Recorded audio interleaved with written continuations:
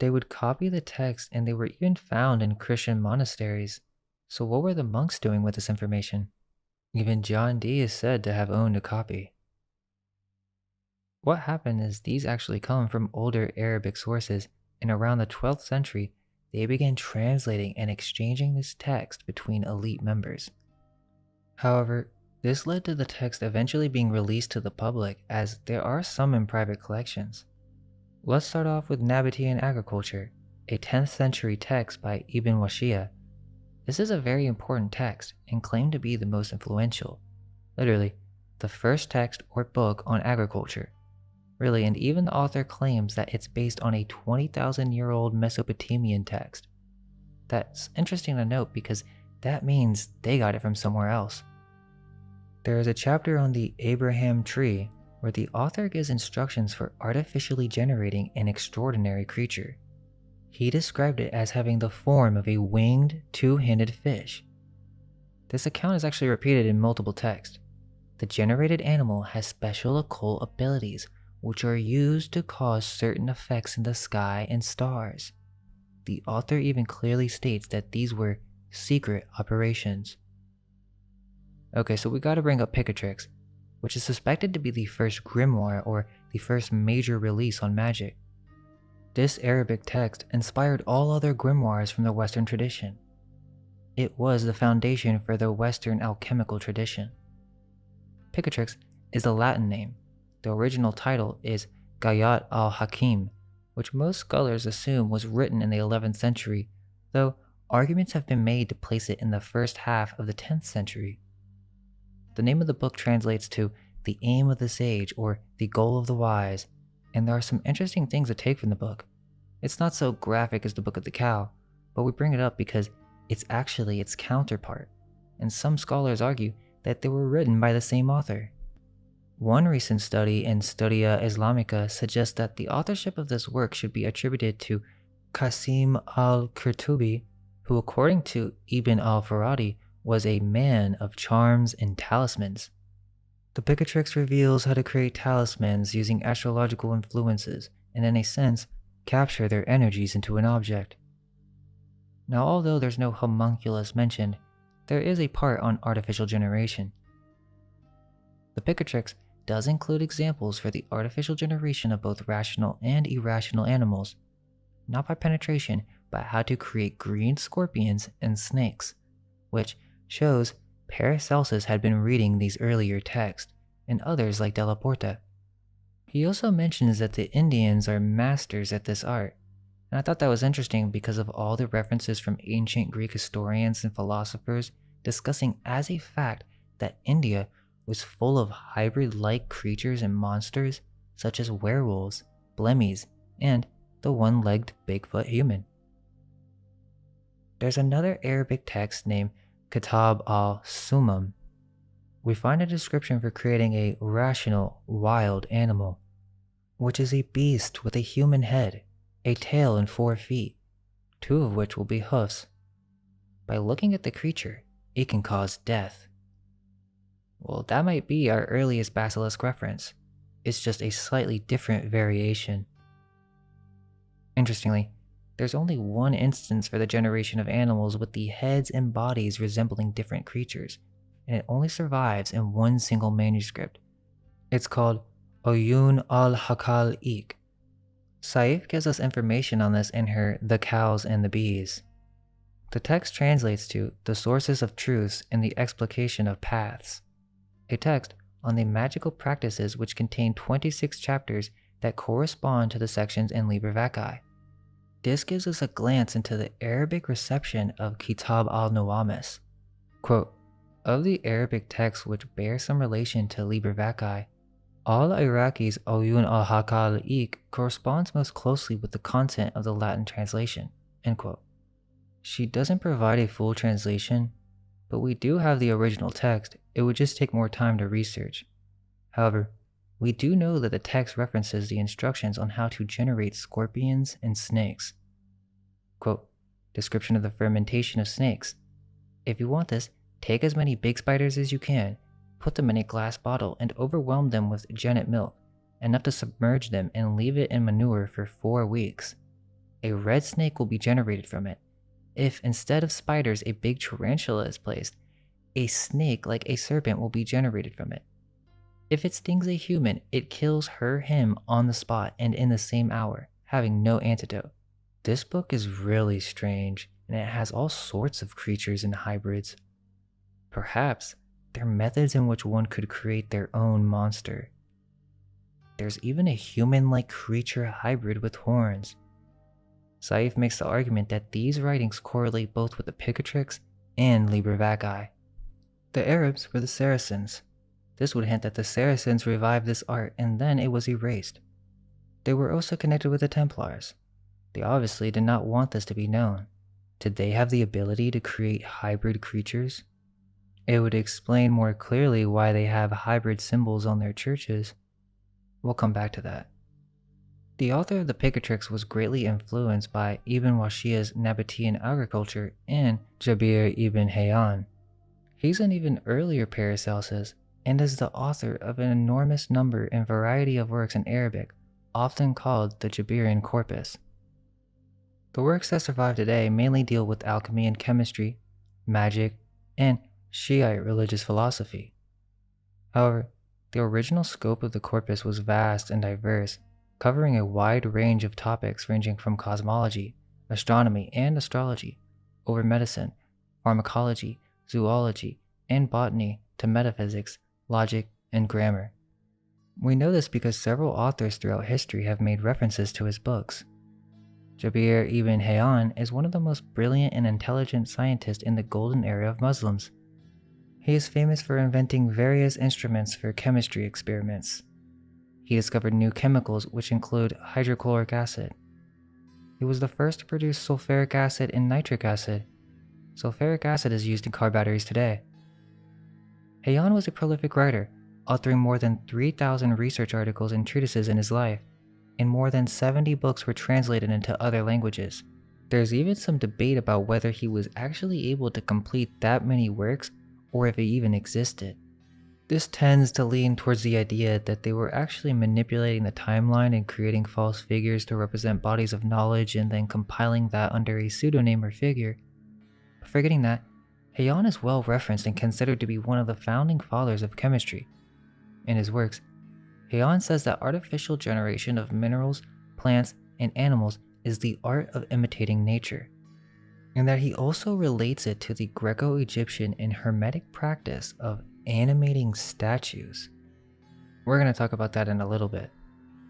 Hayyan argued that you could not only mimic God and his creations, but also produce ones never seen before. Hayyan even refers to an experiment with elements familiar to us by now. Whoever takes a bull, it is best if it is red, then leads it into a house, throws leaves of hashashia to it, shuts the door through which it has entered, opens 4 windows above it and around the house, and abandons the bull until it dies and putrefies. As a result, bees will generate from it. Jabir ibn Hayyan describes experiments of his own in his Kitab al-Tajmi. Using sperm and blood, he placed a medium inside a sphere that contained the image of an animal to be generated. Now this is insane, because we're getting into more details on these devices now. This is what makes Hayyan's work differ from others, is he actually describes this thing as some type of apparatus with concentric half spheres in which you were to place your mold, or in some translations, the image of what you want this being to be. It was a homunculus rotisserie machine, more so like some type of advanced armillary sphere to mimic the cosmic system, and the homunculus in its artificial womb would be rotating within a sphere within a sphere. Hayyan's works goes into how to change the face or to give it different genders and different levels of intelligence. He even discusses different schools or methods in which you could create a winged man by mixing the sperm of a man and a bird. I don't know about you, but I feel like this deserves more attention because not only is this the foundation of all the other alchemists we brought up earlier, but it shows the deeper, disturbing aspects of this art. It's quite shocking to realize that this is what some of the most influential minds of history were actually getting into. To explain more, Heian discusses this in more detail. This homunculus device was created to solve the issue of the demons manifesting. They wanted to literally create an intelligent human. So the works of Heian and al-Qurtubi, the alleged writer of Picatrix and the Book of the Cow, prove the subject of Begonia is connected to artificial generation and the creation of homunculus. This is because they are part of the same science and art of encapsulating a soul, as mentioned earlier. This encompasses many different works on magic, including talismans and causing change from a distance. Al-Qurtubi also speaks on the necessity of the planets and the infusion of their energies during spontaneous generation. This is something that is crucial to the process, but not brought up by later authors on the subject, and if they do mention it, they left details out and or were being cryptic. This seems to be one of the most crucial aspects to the art. The one who is ignorant of making talismans cannot artificially create life or the homunculus. That's not to say the homunculus is just a talisman, but they're connected. But keep that in mind that the generation of animals require fermentation or putrefaction.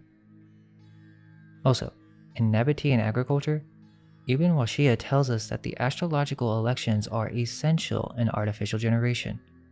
Quote, none of these operations of generation can succeed without making sure that the moon is waxing and safe from malefics. Also, the tail of the dragon cannot be in its node nor in a crooked sign nor the end of signs. These creations and generations follow the same course as talismans, for they need elections and making good the moon in the same manner as these talismans require. End quote. Al-Qurtubi defines Tafin as creating a, quote, moist material at the location of generation and the utilizing the receptivity of images and form. End quote. One of the authors that influenced Jabir, another author under a pseudonym apparently, Apollonius Sir al-Khalika, The Secret of Creation, a work that discusses on how at the moment of conception, when semen and blood congeal, the resulting embryo stays still for an hour. Then it undergoes fermentation. The heat of the fermentation initiates its development. In one of the experiments of artificial generation related in the Gaia, which produces a semi-brute, Shib Hayawan, by inserting human or other animal semen inside an egg. The process of fermentation is referred to also as Hid Ana, incubation. So wait, is that the story that Agrippa was referring to? So they were inserting human seeds into eggs to hatch? Where have we seen that before? Also, in his work Nabatean Agriculture, Ibn Washia elaborates further on the theory of artificial generation, particularly of plants. He emphasizes the benefit gained from the practice in it. Quote, the chapter with the greatest benefit, it is superior to grafting because it leads whoever knows it to achieve the generation of takwin, of fruitful trees, and the generation of tal-lead, of pulses, herbs, beneficial medicines, and harmful poisons. The process called takwin, tal-lead, or tafin requires the power known as the nature of natures, tabi al-tabi'al, which humans are able to reproduce. This is a gift bestowed upon them by the gods.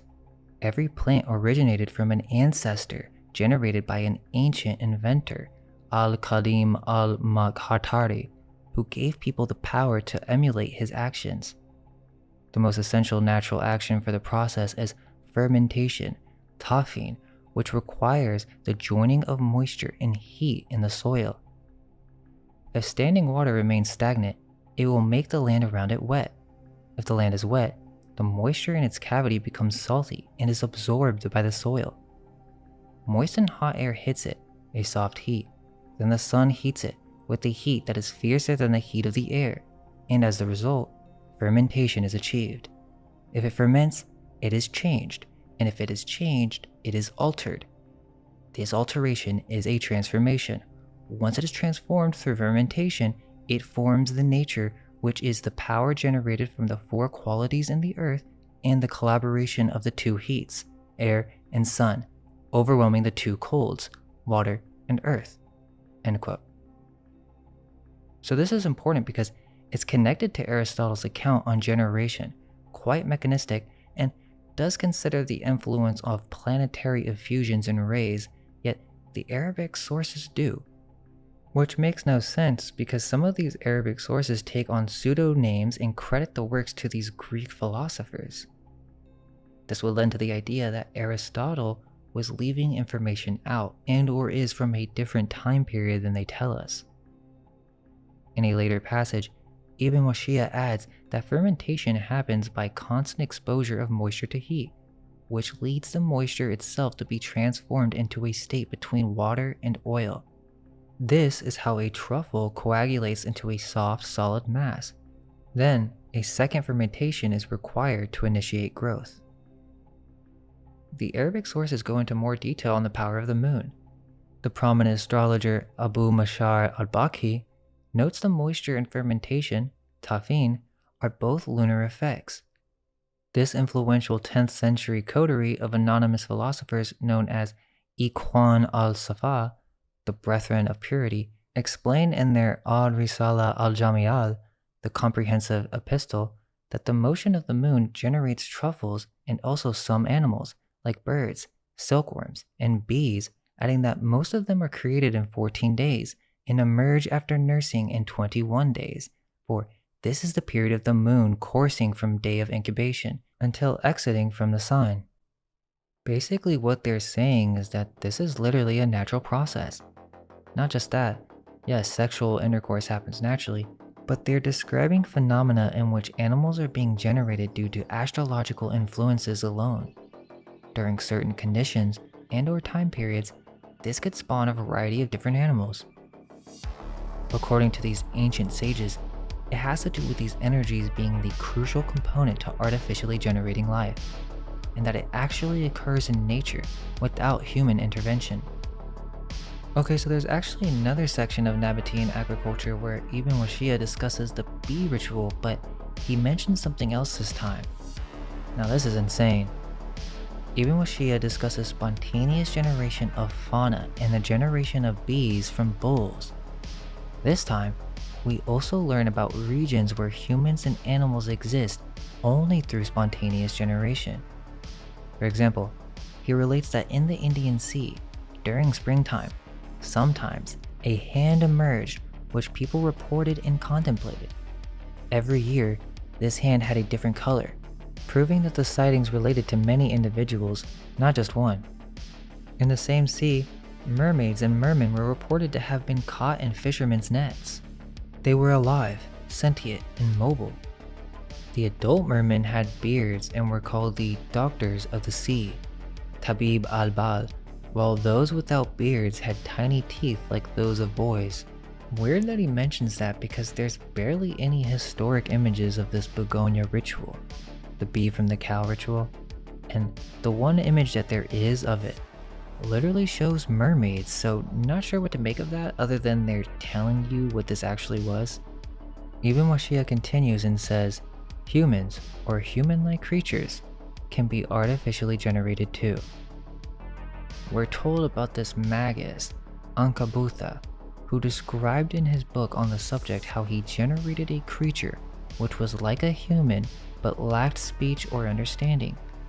Ankabutha received this information from a certain book on the mysteries of the sun by Asclepius, messenger of the sun, Rasul al-Shams, who related how he created the cosmic man, al-Insan al-Khani. Ankabutha asserts that the artificial generation of humans in the microcosm is a sublunary reproduction of divine creation. Ibn Washia admits that for his own part, he failed to achieve an operation like this, whereas Ankabutha did not fail due to the virtue of his knowledge in talismanic and magical works, because in practice, the method of generation is the same method of making talismans and magic. Whoever is able to make talismans, all the works of creation and generation are easy to him. So look at this. These ancient alchemists, who supposedly are the first sources, all write about earlier sources as if they did not compare to the original masters. Supposedly, the author failed in creating humans with intelligence, but the author of the book that he got his knowledge from was a master with even more wisdom, which proves that they had the art of creating humans mastered before the source. Therefore, in Ibn Washia's works in both Kitab al-Sumam and his Nabatean agriculture makes it clear that the understanding of fermentation, spontaneous generation, astrological influences, and occult properties is essential in performing artificial generation, or in other words, the creation of a homunculus.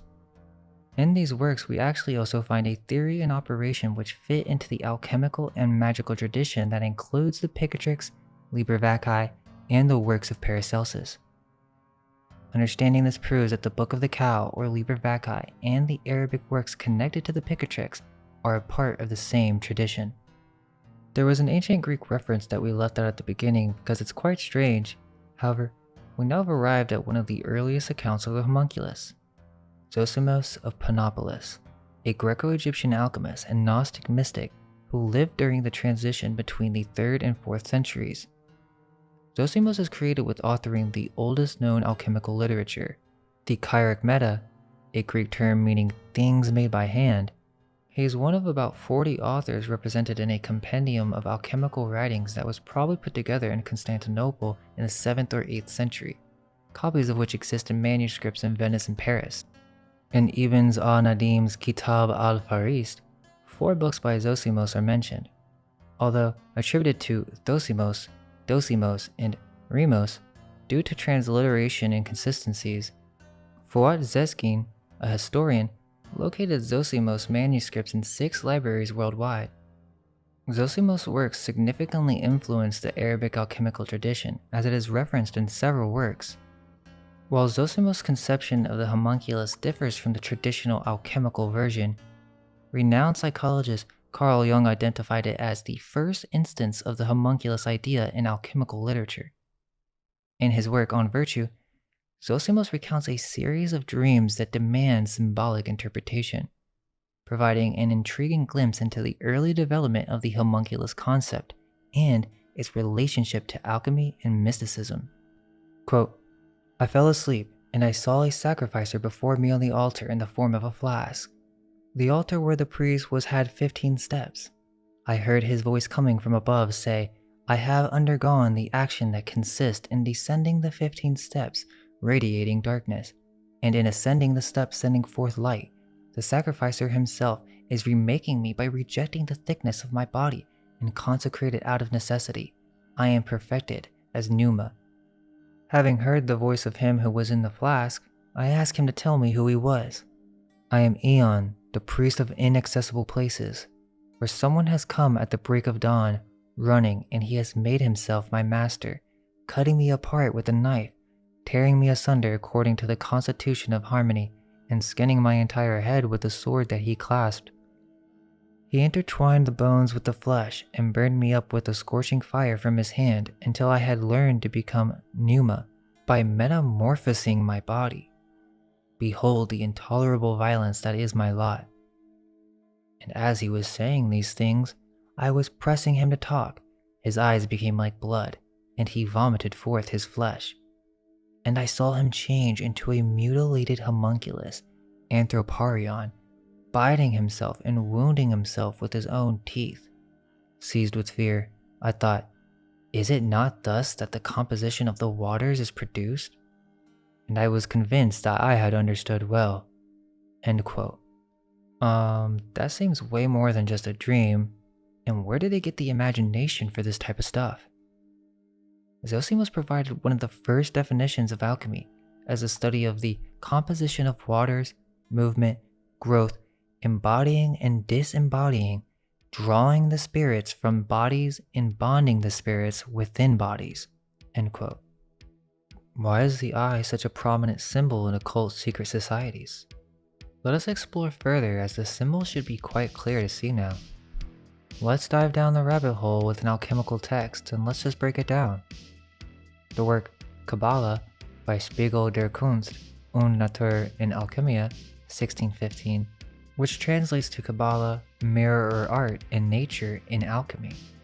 And in this fascinating alchemical text, authored by Stefan Michelsbacher, a German alchemist, and features 4 captivating engravings by artist Raphael Custos. These are very unveiling because the idea behind these works is that it would merge Hermetic symbolism, single point perspective, and the concept of mirrors, or a double self, to guide the reader through an alchemical journey of understanding.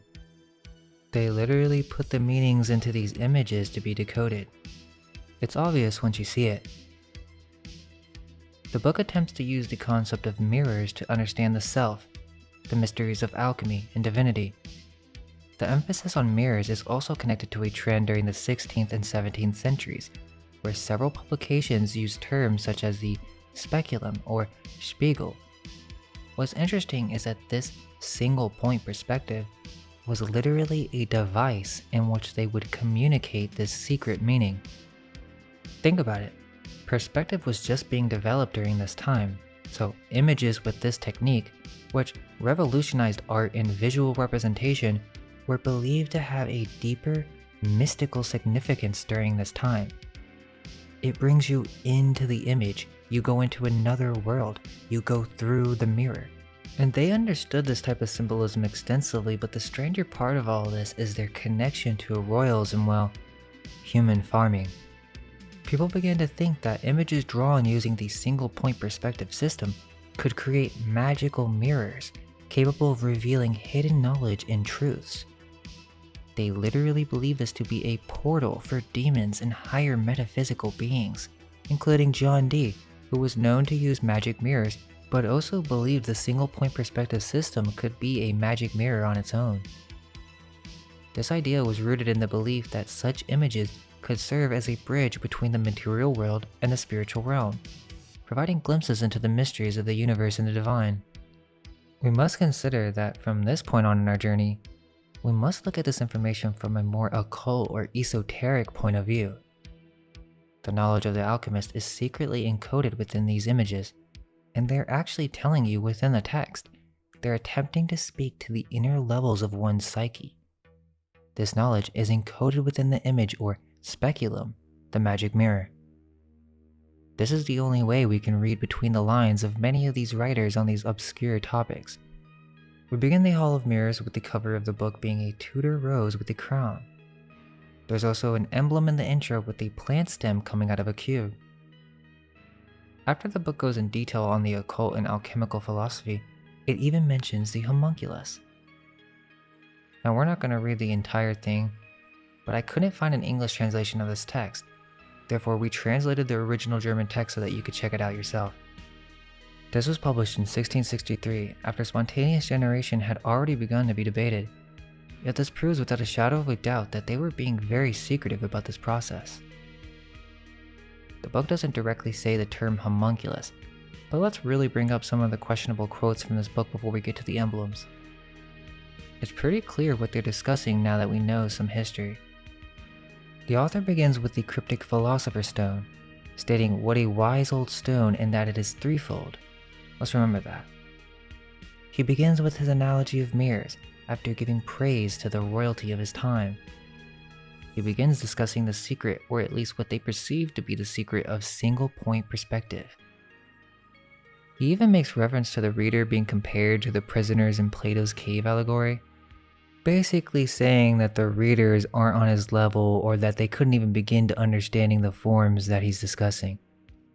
So that's kind of the approach that these scientists were taking with this type of knowledge. But he continues. He says the purpose of giving this knowledge of the mirror, for those who can understand it, of course, is so that according to their desires and create much fruit and benefit. Okay, so this is about creating fruits? Interestingly, the author says he is unworthy of this knowledge and the only way he can pass it on is through the secret art of mirrors. He says, quote, through the understanding of this mirror, they can achieve great benefits in various aspects of life, such as maintaining good health, sustaining their bodies with abundant necessities, and nurturing their souls to find eternal life. As seekers of knowledge and practitioners of this art, it is essential to be open to understanding and learning, for only then can one grasp the true essence of this mysterious and transformative discipline. End quote. He begins discussing these mirrors in comparison to alchemy. The first mirror represents the initial stage, where the practitioner works with the basic elements of nature, mercury and salt, to extract the essential properties needed for the transformation. In this mirror, the author sees the wise and mercury in their salt, which are the initial substances to be worked with. This could be seen as the mixing and combination of the elements. The second mirror symbolizes the stage where the alchemist works with sulfur, another key element in the alchemical process. Here, the author sees the sulfur of the wise, similar to the flower called chelidinium, which represents the transformative power of sulfur in alchemy. The vegetable essence mentioned signifies growth and multiplication, which is the goal of the alchemist. The third mirror stands for the final stage of the process, where the alchemist combines the elements from the previous stages and refines them further. In this mirror, the author experiences a fiery red substance that seems to contain divine power and mystery. This likely refers to the Philosopher's Stone or the ultimate goal of the alchemical process. Now he explains how the pictures in the book, or mirrors, reveal the secret behind the process. He even says, to bring the three mirrors into one, you must go through these degrees, connecting it to masonry. He finishes off in his conclusion on this ancient stone and that this is the foundation of the highest medicine of chemistry. He even mentions aqua viscosa, which is a clear reference to semen. Quote, aqua viscosa is the first essence, as the wise teach you. Born from and through the art of our nature, the highest tincture is created. End quote. Then just in case you had any question, towards the end of his conclusion, he mentions the living chalice and horse manure. So it seems that this is some type of secret manual. Now, let's try to decode the images. We begin with Exaltation, with the title Kabbalah. The first thing that draws our attention is the fire-breathing chimera with the old headwear that the popes used to wear, and it had 3 tiers. So this is a hybrid pope creature, and on its back is a flask that contains a raven, a peacock, and a phoenix rising towards the sun, creating the Philosopher's Stone. At the top of this flask we see a star emitting divine energies into the glass bottle. This is to represent the importance of astrological influences, as we mentioned earlier. I do find it interesting that they have this threefold symbolism with the zodiac, and they happen to put Taurus, with a cow, under this chimera. Leo is the sulfur in this case, and Capricorn is the mercury, obviously leaving Taurus at the bottom as the transmutation or amalgamation. Therefore, this is undeniably a homunculus. The next page is called Mirror, Art and Nature, and we get some coat of arms symbolism. We see a phoenix, or more likely an eagle, with a book saying Prima Materia. This is the pillar of nature. To the right, we get a lion, the Lion of Venice. This is the pillar of art, and the book says Ultima Materia, or the final matter, the final product of the art of alchemy. This begins to show that yes, royalty and coat of arms is connected to everything we've been discussing. We see the hidden knight's helmet because he's being cloaked and hidden, crowned with a literal phoenix cap that resembles the ancient Hebrew and Mesopotamian Phrygian caps. We also see the 3 spears on a shield, and this is the 3 mirrors and stages of the alchemical process. These can also be seen on coat of arms. We continue to the middle section of this image, where we see to the left a man carving his way through a tunnel into the mountain and using a candle to help him lead the way. He also has his cap, and on the ground you can see the square and compass. Below at the bottom we kind of have the underground components to the image. This is the underground laboratory. This is where the process of distillation and purification occurs. Above, we see the methods and template in which this takes place. We see that they're continuing with the symbols of Mercury, Saturn, Mars, and Venus. They have laid this all out geometrically and assigned the different arts. Then to the left, we see the extraction process with 2 snakes and dealing with 2 processes of nature. It says hot, dry, cold, moist. To the far right of this middle section is the final output. It's showing you the successful process being exported ready for pickup. Then, when we get to the next image, conjunction, we see arranged the zodiacal rulers or personifications of the planets. The goal at the very top is Mercury or Hermes. Even under, we see a phoenix representing the rebirth process, and that it's all under a mountain. So, is it hidden beneath the earth or from plain sight? We see two men aspiring for this goal. One is chasing a rabbit into a hole, one that most likely goes very deep. And then, the other man approaches the subject blindly and with faith. There's an entire structure underneath this mountain, and this is the underground process and art in which this occurs. Inside, it seems to be a king with a scepter and a queen with a rose or a flower. Finally, the background is the zodiac followed by the 4 elements. Now we get to the end, multiplication.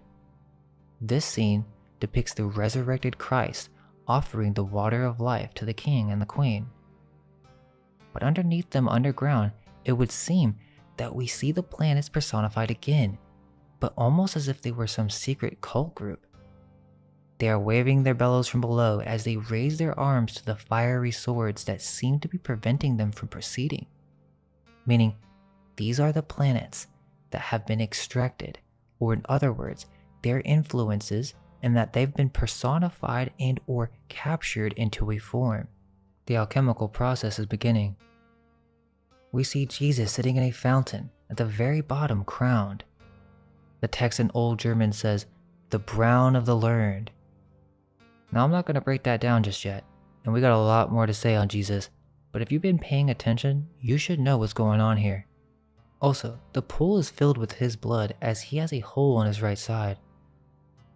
The next tier or level of the fountain is Mars and Venus, or Mary holding a heart in flames. The next level is Saturn holding a baby and Jupiter with lightning bolts and a scepter. It actually seems to be Libertas. Finally, at the top, Hermes or Mercury representing the transmutation process with the staff or caduceus, representing the balancing of both positive and negative forces. Behind the fountain is a garden, the fruits of this understanding and art. This is the multiplication, the production or artificial generation of matter. We also see another code which is most likely Rosicrucian in nature. We see a dove, which is a well-known symbol of the Holy Spirit in Christianity. The Holy Spirit is often associated with divine inspiration, and so this is what guides the alchemist. But more so, it represents the process of transformation, that this is also a spiritual pursuit. We see another compass or threefold symbol with a dove following a path. Between the Tetragrammaton, Jerusalem, and the Fountain of Life, this serves as a messenger between the physical and the divine. That's it for this book, but in the following year of its initial publication, 1616, there appeared a new edition in Latin that contained a dedication to the Rosicrucians, which then unveiled the inspiration behind the work. The original German text does not have this dedication. But this alchemical text that we've been breaking down, Kabbalah, is clearly Rosicrucian in nature. 1614 is when the Rosicrucian manifestos first appeared. The Fame of the Brotherhood of the Rosy Cross was published, but it was circulated in manuscripts among German occultists in 1610. The goal was the creation and founding of a secret brotherhood of similarly prepared men. That is why they were publishing these works, to find people who could see through these hidden meanings and recruit more members. The manifestos made a promise of a universal reformation of mankind through a science that built on esoteric truths of the ancient past, which, concealed from the average man, provide insight into nature, the physical universe, and the spiritual realm, which they even said would be kept secret for decades until the intellectual climate might receive it. So the Rosicrucians were a branch of Christian mysticism mixed with Kabbalah, Hermeticism, and alchemy. And we now know that they were using some crazy symbols like the creation of a chimera hybrid homunculus with a pope hat. We'll see more of these as we progress, but yes, this points and makes clear the type of thinking that these minds had. There's no reason to believe that it's just allegory just yet, as the details will continue to add up. Before we go into deeper matters, We need to discuss the importance of brotherhoods and symbols as it begins to all connect, because the Rosicrucians are the predecessors to Freemasonry. Anyone who thinks it's mockery to even bring up the Masons simply isn't aware of the history of secret fraternities. Furthermore, they all share one same lineage, as we'll see. This idea of the Rosicrucian order inspired a lot of different famous occultists, some of which already mentioned, such as John Dee. Most scholars and historians are not willing to consider the possibility that there were invisible members who did not publicly announce their allegiance to the cause, but were simply inspired by it. And this gave rise to the Invisible College, which was the precursor to the Royal Society founded in 1660. In fact, even Robert Boyle wrote the cornerstones of the invisible, or as they term themselves, Philosophical College, do now and then honor me with their company. So, whether the skeptics believe the subject of secret brotherhoods means nothing. We know that they were indeed having secret meetings on the secrets of life. As Rosicrucianism developed into Freemasonry throughout Europe, there was a strong presence of the Golden and Rosy Cross. In the ancient accepted Scottish Rite, which was first practiced in France, the literal 18th degree is called the Knight of the Rose Cross. The two earliest Freemasons were Sir Robert Murray and even Ashmole, the author of the chemistry book that we went over earlier. Now, there's no denying the connection, or at least it's worth an investigation. Yet these matters are kept secret, and the scholars showed no interest to connect this secrecy to the subjects of hidden arts and sciences. Masons make it clear that their ancestry goes back to the Knights Templar, and this is also clear in Rosicrucian philosophy and symbolism.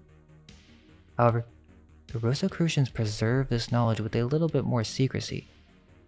This path can be followed as a trail as we start to begin to see the similar themes in symbolism. But even stranger, it would seem that the Templars were well aware of the secret arts of alchemy. We'll come back to the Rosicrucians, but first, let's discuss how the Templars tie in with all of this. I highly recommend watching the Christmas video. It's much more than a Christmas video and goes into some crazy stuff involving the Templars. But we shall continue and connect it to this subject. The Knights Templar stand out as one of the most controversial orders. Their legacy, shrouded in mystery, has long been a debate among historians and scholars. We now have arrived to one of the crucial connections, but before we dive in, we must cover their history and also note the lack of conclusive evidence for both sides of the argument. There seems to be two main sides. One side believes that the Templars were accused unjustly, that they faced a fake persecution, on the grounds that they had reached such a state of wealth that King Philip IV and Pope Clement V sought to strengthen their positions by eliminating this supposedly powerful and independent organization. But we're going to take a look at that again because there is another side, and it involves looking at this order with new eyes, which many may have a difficult time doing because it's Christianity's most popular military order. Countless video games, movies have been made, and their influence on our culture is quite significant to many people. It seems that we may be dealing with dogma, but interestingly, we will see how this ties into alchemy and the creation of modern-day religions. We'll discuss more of that soon, but of course, if some of these accusations were proven to be even remotely true, then this would bring some serious suspicions to the church as a whole. Let's try to keep an open mind because I believe there are some serious arguments to consider here that deserve to bring suspicion to this powerful elite group of assassins, bankers, and literally pirates who were attempting to possess ancient antiquitech.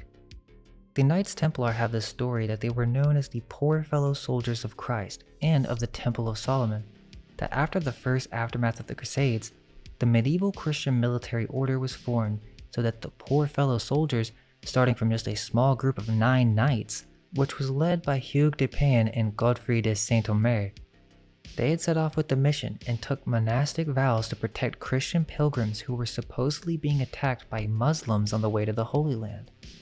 One of the strange things about this whole story is the whole donations stuff, because what ended up happening is that they were literally donated massive amounts of money and architecture, really for no apparent reason other than inspiring others because of their duties to protect. The Knights Templar derived their name from the location where they granted accommodations by King Baldwin II, within his castle and above the supposed remains of Solomon's temple. Not sure why he would do that, but okay. Then the members of the order took vows of personal poverty. Yet, the Templars as an organization accumulated substantial wealth and influence, which is contradictory. In 1129, Saint Bernard of Clairvaux not only contributed a generous sum of money to support the order, but also played a pivotal role in promoting their cause. Owing to their military prowess, the Templars were entrusted with the responsibility of safeguarding and transporting funds for individuals who were reluctant to travel with large sums of money, fearing theft or assault. Let's remember that's the mainstream story because similar to the Vanderbilts, we have another rags to riches story. The Templars ended up gaining billions of dollars of wealth. Literally, the Templars were the first massive bank. By the mid-12th century, the order had established a network of preceptories, regional headquarters, across Europe and the Holy Land. These preceptories generated revenue through donations, land acquisitions, and agricultural production.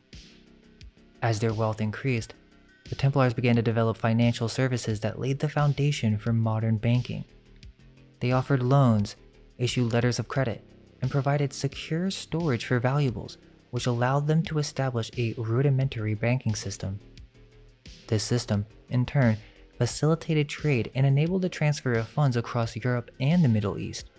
So, they were the predecessors to the Dutch East India Company. The Templars were arguably the first transnational corporation. The Knights Templar amassed an immense fortune in a relatively short period, the mainstream story being that they attracted both admiration and envy. As their wealth grew, they became the first true international banking institution, issuing promissory notes that would lay the foundation for modern banking practices, including the origins of the dollar bill, which explains more why we see the symbols that we do today on our money. The Templars acquired vast tracts of land and castles, solidifying their influence and power across Europe and the Middle East.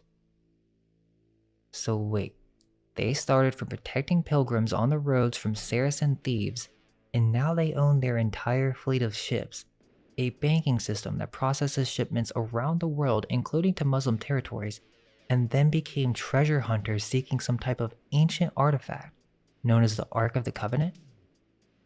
How does that all add up? There's no doubt that they were funded and supported by royalty. They owned much of the land in Europe and were the advisors to the European monarchs. This gave them much political power behind the scenes.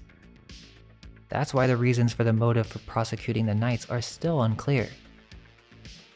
Many secret societies and modern-day orders claim ancestry to the Templars, and it is fact that the original Templar order, founded in 1119, was created with the assistance of the Muslim Saracens, or the Knights of Saladin, a fact that challenges conventional understandings of their origin.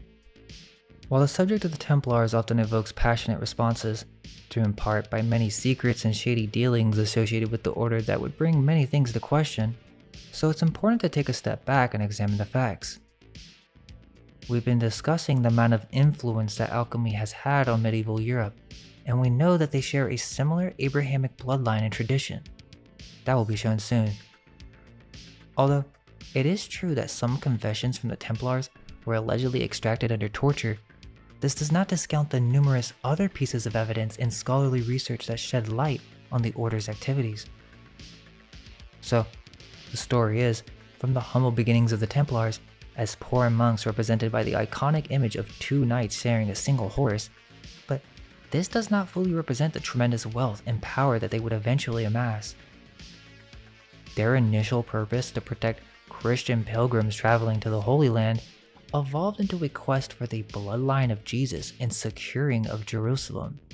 The support of Saint Bernard of Clairvaux, a prominent religious figure, further legitimized their cause and catapulted the order to prominence.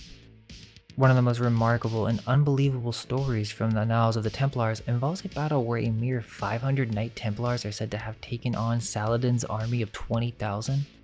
That seems pretty unlikely, but the story is that they were on the side of God. During the Crusades, the Knights Templar played a pivotal role as a military order, actively participating in numerous battles and campaigns. While their stated mission was to protect Christian pilgrims and secure the Holy Land, their actions often resulted in severe consequences for the local population. The Crusades were marked by widespread bloodshed, with countless atrocities committed by all sides, including the Templars. In many instances, they engaged in ruthless acts of violence, such as mass killings and pillaging, against both Muslims and fellow Christians alike. Rumors and speculation about the Templars' true motives and alliances were widespread during this period.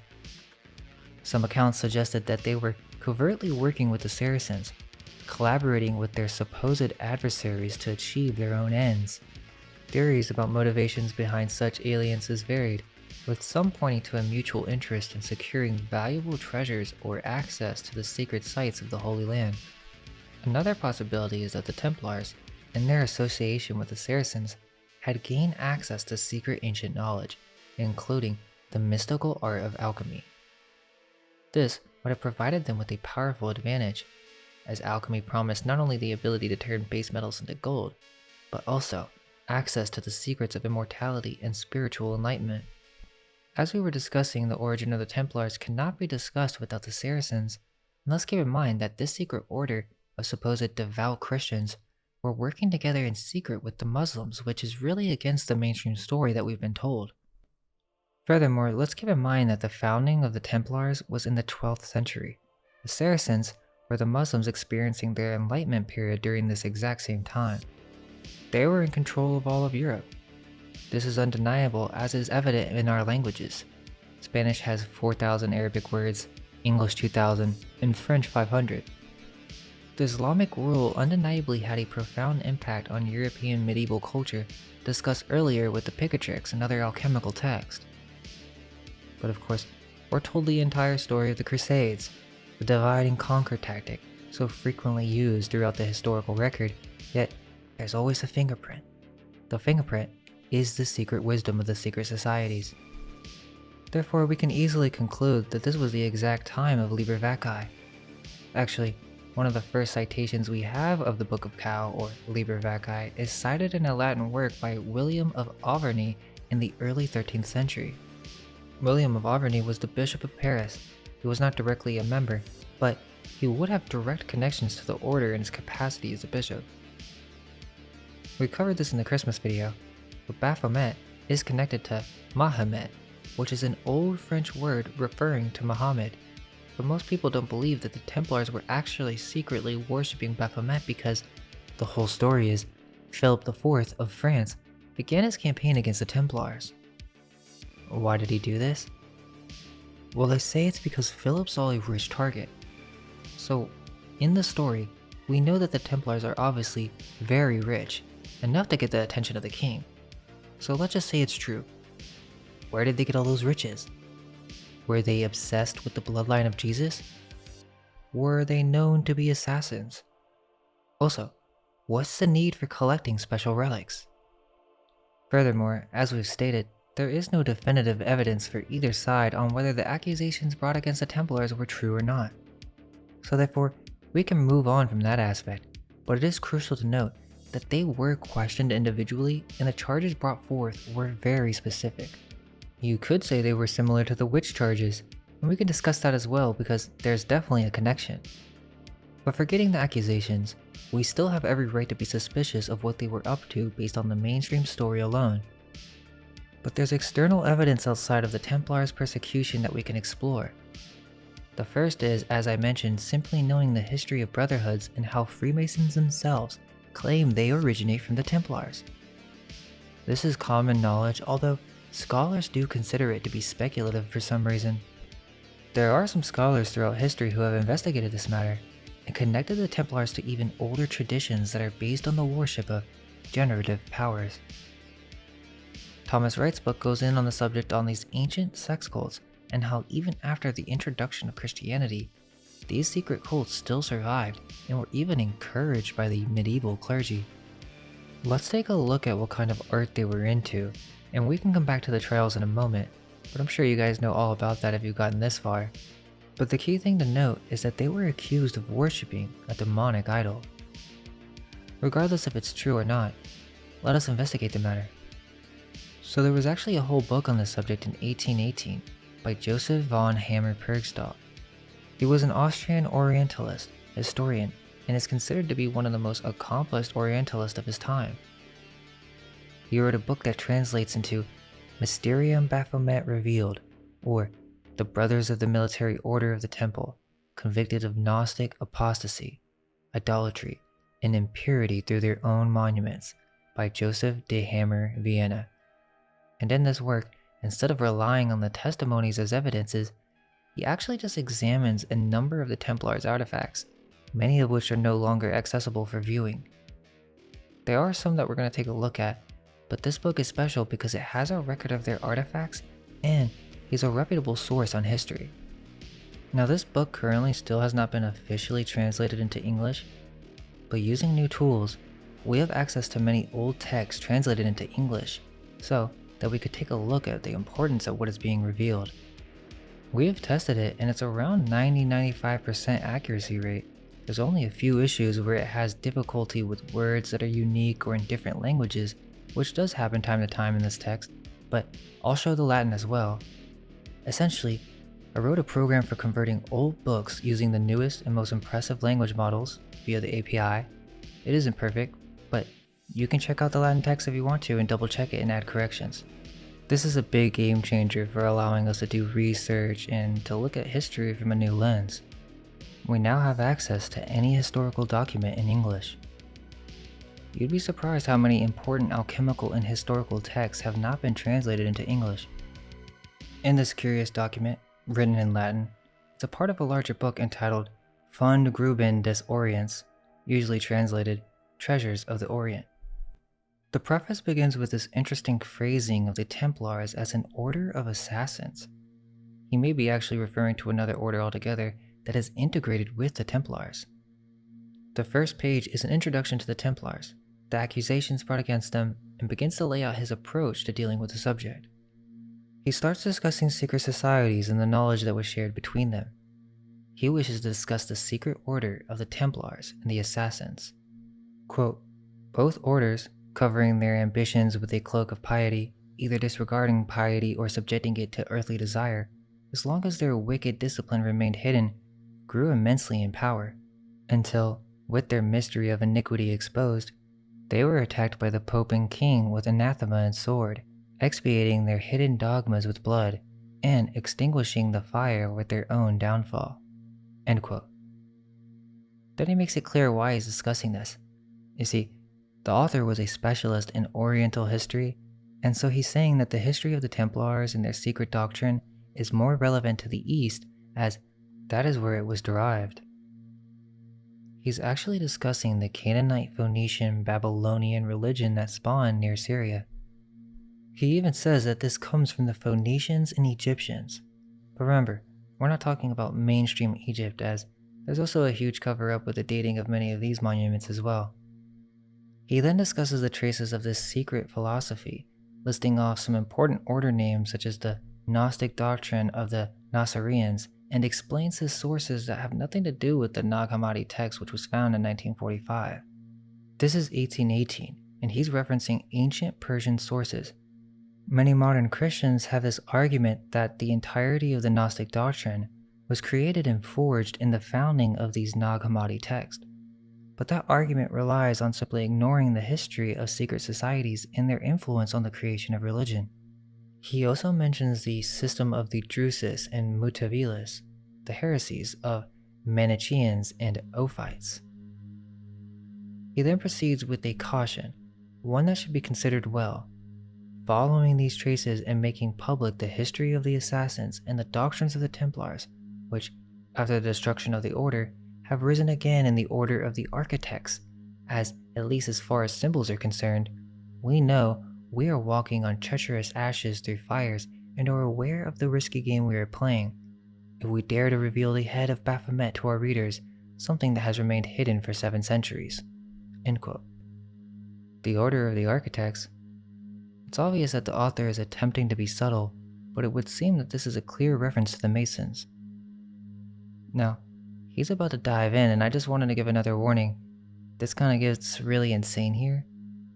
This is a historical source that not only is saying some shocking things about the Templars, he's showing their actual artifacts. He's taking their statues, coffers, emblems, and symbols for everyone to see. The author makes it clear right after this paragraph that he does not care, and it's his duty to reveal the true secret behind the order, because it is simply the truth and the right thing to do. He first begins by mentioning the argument of both sides, skipping the entire story of the persecution, as we're already very familiar with, and begins to dissect the matter with his question.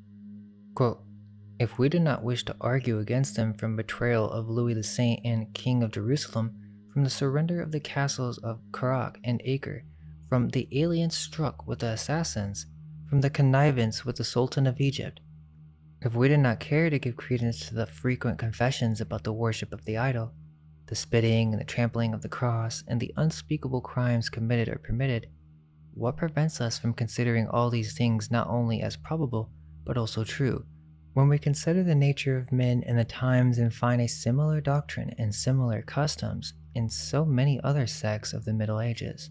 End quote. He's basically saying, why are we to consider, as the historians tell us, that these things are false, yet they have the exact same philosophy as the orders of the Middle Ages? He believes this connection is the evidence, but it takes one who can see symbols to understand them. Also, there are more controversies that he mentions, like the unrestrained military conduct in various Eastern sects, and especially in the famous Manichaeans, Albigensians, Mazdeans, and Assassins, during the wars for the recovery of the Lord's tomb. That the plague of this doctrine and crime also crept into the society of Christian soldiers, whose founders could not associate a single candidate with themselves for a decade until they took refuge in the bosom of the church, concealing the secret doctrine, according to all probability, already existing at that time under the institution of St. Bernard. Which is interesting if we consider the plot and background of the Assassin's Creed games, but this is history. The Assassins he's speaking of is an order that normally does not get brought up when discussing the Templars. That this Christian military order was doing secret business with the Nizari Ismaili, or the Assassins, a medieval Islamic sect led by Hassan Sabah, which was operating in the same time period and founded 200 years prior to the Templars at the beginning of the millennium. There are several references to this one popular account. It's called the Old Man of the Mountain, who was an assassin that is referenced in the Book of the Marvels of the World by Marco Polo. There's a lot to break down on the Assassins, but we can say this, that the Assassins were essentially the mystery sect or Islamic version of the Christian mystery sect, and both these sects have very similar initiations and philosophies, and that's the main premise of this book, Mysterium Baphomet Unveiled. Okay, but back to the book. Perkstall is saying that these religious sects were operating under the guise of religion. It was just a front. So he starts off with the term idols, because remember, our term Baphomet is what we use to communicate in terms of the possibility of the deity that they worshipped. But he says it that way because typically Baphomet is a goat-headed demon, but there are other forms to consider. He does this by looking at their artifacts, and this includes their mysterious cups or chalices, sculptures, and the coins of the Templars. One last line from the preface, and we're going to dive into these symbols. Quote, "For this reason, bundles of original documents and processes sealed to this day in Rome lie hidden, which, as all things were eventually brought to light, we do not doubt will wonderfully agree with the monuments we've discovered and revealed when they become part of public law. In the meantime, these stone and bronze monuments, taken from the secret discipline and harmful doctrine of the Brothers of the Military Order of the Temple, will suffice to convince all who, without prejudice, seek the pure truth of history." End quote. We're ready to look at their idols, but he does mention that they were using Arabic to make secret transcriptions, and the author goes into detail on this, but basically, these inscriptions are not actually Arabic words, they were references to hidden gods. One in particular, which we'll discuss, is Meat, and the description says omnipotent Meat. Now, who is Meat? Meat, or Metis, is a Greek titan. She was the first wife of Zeus, but that's not actually who the author is discussing right now. Although I do think there's some connections to be made, as Metis is in Greek mythology and she's swallowed by Zeus because He was afraid that his new child was going to overpower him, but it seems that Athena just spontaneously generated from Zeus's forehead as some type of homunculus. Also, there's another strange story with the creation of Zeus from Kronos. The wife of Kronos had to trick him by substituting a fake baby Zeus, and somehow Kronos falls for this, and then Zeus lives and tries to figure out how to get everyone else out of Kronos, and so he decides to poison his father and the person who gave him this poison, the Titan alchemist witch, Metis. But again, even if it is connected, this is not the meat or Metis that we're discussing. So we're just going to use meat, but according to Perkstall, meat is some type of hermaphrodite deity that is the personification of Sophia from Gnosticism. He explains this in the book. Inscription number 14, on the largest marble crater, see tab 2, figure 1, meat, holding a figured hand and unfolding a membrane on which these words are clearly legible. Quote, exalted or omnipotent meat, our germinating root. I and 7 were. You are one of the renegades. The return is made. End quote. He then thoroughly examines these symbols and inscriptions and explains how he got the translation. But wait, our germinating root? What are they talking about here? And take a look at this. This is from the book. He referenced these diagrams constantly. This is the inscription that he was referencing. But notice how he left out an important detail. This is exactly why you have to look at these matters with new eyes. But do you see what this is? This is the secret right here. It's going to take the full video to explain it, but it's all right there. That is a baby coming out of a vessel, and there is a sun above the baby as if it is rising. So birth of a son or sun? And then we see some type of horned androgynous priest point to the inscription that was just translated. Perkstall says that this is meat, and he believed that the Templars were secretly worshipping this figure through their ancient philosophy of Ophite Gnosticism, a very dark and pessimistic outlook on the world that at its entire core viewed the entire creation as some sort of prison cell. Now it's important to note that this is some sort of ritual, and this can be further explained towards the end as we're entering some more advanced occult symbolism. But we can summarize by saying that this is a reference for harnessing the powers of the 7 planets and capturing those powers into a newly created homunculus or being. That's what this lady to the right is doing with the pouring of the water over the menorah. Perkstall is essentially saying that the Templars worship Sophia through this figure, and this was their secret ritual.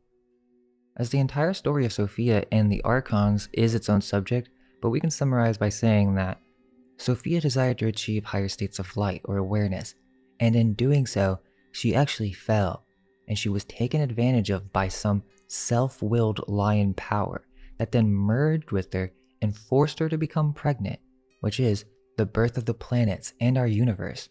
But most importantly, these are the powers and or attributes that make up our realm in Kabbalah, and these powers can be influenced or harnessed as these energies literally make up our realm. Ophite Gnosticism is a branch of Gnosticism, a religious movement that emerged in the 1st and 2nd centuries. The name Ophite is derived from the Greek word ophis, which means serpent. This sect held the serpent from the biblical story of Adam and Eve in high regard, viewing it as a positive symbol of wisdom and spiritual insight. The idea being that the serpent never lied and was attempting to give knowledge to humanity as they weren't even aware that they were naked, much less prisoners in a garden. But this gets deeper as we discuss the alchemical origins to the Bible. Essentially, this Gnostic Sophia has been translated over time into multiple different deities and is considered to be androgynous. He goes quite in detail on how the Gnostics viewed Sophia with both female and masculine traits. The Ophites diverged from other Gnostic sects in their interpretation of the Genesis story. While many Gnostic sects consider the material world to be a flawed creation of a lesser deity, the Demiurge, the Ophites believed that the serpent in the Garden of Eden was a divine emissary sent by the true higher God. They viewed the serpent's role as providing humanity with the knowledge of good and evil, allowing them to break free from the control of the Demiurge, who they identified with the Old Testament God, Yahweh. Ophite Gnosticism is thought to have emerged around the 2nd century, but much of what we know about their beliefs comes from the writing of early Christian heresiologists such as Irenaeus, Hippolytus, and Epiphanius, who aimed to refute and condemn heretical teachings. As a result, our understanding of Ophite beliefs may be somewhat skewed, as these early Christian writers were not impartial observers. The author continues explaining the ancient origins of his philosophy and how it resulted in influencing Arabic and Krishna philosophy, discussing the concept of a spiritual baptism or fiery tincture. So some of these depictions were carved on craters, or craters, which is Latin for mixing bowl. He says that this is a secret rite and proceeds to discuss the symbolism. Quote, "The infant in a crater or mixing bowl with flames, Metis, plate 1, figure 14. Second, another boy of this type in a flaming crater, standing above is surrounded by a whirlwind of flames and smoke. See tab 3, figure 3, which we will better illustrate in the following chapter on craters." Quote, "Craters or cups were used in all the mysteries of antiquity, as is well known. But here, we'll illustrate the primitive meaning of these craters more clearly. There is a great crater in which the ophitic orgies are carved in the upper part, and there is a double crater figure that modestly prevents us from displaying here in print, only to meet the needs of this commentary. We must say that the two craters represent both sexes, the male congress at the female birth. Therefore, this crater represents nothing other than the female sex as a symbol of Genesis, which is also seen at the feet of the three idols, with the difference that there, in place of the phallus, there is a burning fire that is seen, representing the generative power. So in the idol, see table 1, figure 9, taken from the Booklet of Curiosities, on the female side, at its feet, it is noted in another idol, see tab 1, figure 15, a double crater is placed with the bottoms facing each other, one of which is filled with fire, that is, the symbol of the generative power, and the other shows an infant emerging from the womb. The neck of the crater is sometimes shorter, sometimes longer. Shorter in the marble crater and in its figure, tab 2, figure 14, longer in the vase that has the shape of a bottle, commonly called carafe, which appears to be the base of a two-headed idol, tab 2, figure 9, and in the choir of spiritual or fiery baptism ceremonies, see tab 2, figure 2, held by one of the ministers who is closest to the pyre. The letter G, which is inscribed on the base of the two-headed idol along with the Arabic word gnosis, is the best commentary on this vase, which is the first symbol of Ophitic Gnosis in Genesis." End quote. This is some really strange symbolism if you ask me, and also consider what we were discussing at the beginning with spontaneous generation. So, what are they talking about here? What are these symbols? These clearly are not made up, and we do see the same tools used in alchemy, but also references to birth, rebirth, astrological influence, and even a baby sprouting from a vessel? The only conclusion would be to call it fake. But there is an interesting detail. Notice that all of them have the same style of breast. And also, this strange being that Pergstall was calling meat, well, we're about to see this being everywhere. And now we have a direct reference connecting it to alchemy, the homunculus, and secret order symbolism. We're talking about a squatting hybrid bat-horned demon with the exact same style, and this can be seen on the Church of St. Marie. Other interesting symbols at Templar churches include skull and bones and also the Templar cross within the Star of David. If the Templars were Christians, then why did they feel the need to put these symbols on the churches that were donated to them? Now, we can't fully dissect this book right now, but we'll be including all the references and the translated books in the description for everyone to see and study. Now let's go back to that earlier description of the baby with the sun head, and let's look at the entire piece. We see a hybrid deity squatting, with arms crossed, with the head of an owl, and it seems that the beak is also a snake, so some type of chimera-like being, and it is sitting on some type of winged vessel. To the left, we see what looks like a male genitalia pointing down into the vessel, which seems to be indicating the aqua of the alchemist, with the moon above. To the right, we see the baby from earlier being born, with the sun, new life, a new day, a new birth. Also, there's more to the specific figure on tablet 2. To the far left is a scene where a bunch of these members are naked in front of a large book. But it's as if you're seeing behind the scenes and they're playing with snakes. But strangely, it almost seems sexual. This was one of the components of the Orphic mysteries, which I'm sure many of you have heard of the Orphic egg. Well, Orpheus was supposedly a real person and started all of this from the Dionysus or Bacchus cults.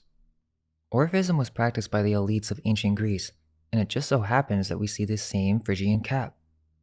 The Orphic mysteries are just another brotherhood mythos explaining the story of Sophia in another way.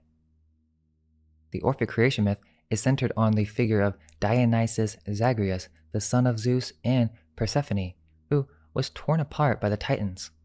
Zeus then destroyed the Titans with his lightning, and humans were created from the ashes of these Titans. The myth suggests that humans possess both divine, Dionysus, and the impure Titan elements, and the soul's goal is to escape the material world and reunite with the divine. The idea is parallel to the Gnostic creation story, in which a divine spark becomes trapped in the material world due to the actions of the demiurge. In both traditions, the soul seeks to return to its divine origins through acquiring secret knowledge and achieving spiritual transformation. This is what we're discussing with the origin of alchemy, but the difference is that most scholars stop there and will see this only as a spiritual transformation, not considering that it could also be true, literally. The first tablet features some of the strangest statues to be seen. Hybrid humans marked with occult symbols, generative symbolism with animals for the generative organs. We even see the formation of skins as these secret Freemasonic aprons. Interestingly, Masonic aprons were also made from lambskin. The figure is distorted in a strange fashion, and to the right, I'm not quite sure what that is, but it almost looks like a knight with its arms cut off sitting in a lion chair. As you can see, the priests are men in dresses. The one on the left seems to be female and looks sad. She had the fire crater. The next statue is a priest strangling the snake. This is the harnessing of the snake-like archonic powers of the planets. The first tablet has some really weird statues. We see a statue of Diana of Ephesus as some sort of Templar, and many of these priests look to have Hebrew influence. Interestingly, there's some weird stuff here with this lady holding the child. Then yeah, there's this father and his kid, and then to the right, we see a statue of an androgynous man-like woman, basically a man in a dress, giving birth but with some type of burning chalice, fire on top, and the baby comes out the bottom. He is holding an ankh-like cross symbolizing rebirth, and behind him is the sickle of Saturn. In tablet 2, the one with the baby coming out of the vessel, there's more to this tablet that we shall discuss, but we know there's clear alchemical references, even a baño or ritual bath of fire. But there is something interesting to the right that I'll only cover briefly. What we see is a child being pulled away from some type of creature. Then we see more statues, and one in particular had a strange head-like radish. But take a look at the body. Notice these strange emblems in front of the genitals. It's almost like another mouth. That'll be crucial to note for later. And also, on this tablet is a baby riding an eagle, which looks very similar to the US seal. So we're on the last tablet, and there are only really a few more things. One is that there's clear Gnostic references to the Garden of Eden in one of their depictions with the snake and Saturn. But interestingly, there is one that shows some type of hybrid snake creature throwing up or feeding on a baby in front of a king. The last thing to point out is the crossed legs of the Templars, because what we're dealing with here is an ancient sect that wanted to become, in a sense, more like a woman, so that they possessed both masculine and feminine traits, like Sophia or an androgynous god. In doing so, it was rumored outside of this book that the Templars participated in castration rituals in order to become more like their goddess Meat. The reason this is brought up is because you can still see this in Templar churches today. And it's like this mystery. Usually people are saying that the Saracens did this, but now we have more context. Perhaps it's a part of a greater mystery. We will now move on to discussing how the Templars gained their wealth, and some of the activities outside of the persecution that they have taken part in. Well, if it's true that the Templars were practicing Ophite Gnosticism, then where did they get that knowledge? Let's also keep in mind that this is around the 12th century, the exact period that Liber Vaccae is getting translated into Latin. Also, many scholars have stated the knowledge of alchemy was originally founded by Arabic sages. However, They say that their wisdom came from Aristotle and the ancient Greeks. Whatever the case, the knowledge of alchemy was widespread through the Islamic world, and the Knights Templar were known to be the first transnational corporation. Is it possible that the Templars ever became interested in alchemy? Perhaps this could be one of the ways they amassed such a vast wealth. One clue is on the Templar churches themselves, such as with Notre Dame showing bas-reliefs that depict the alchemical process secretly.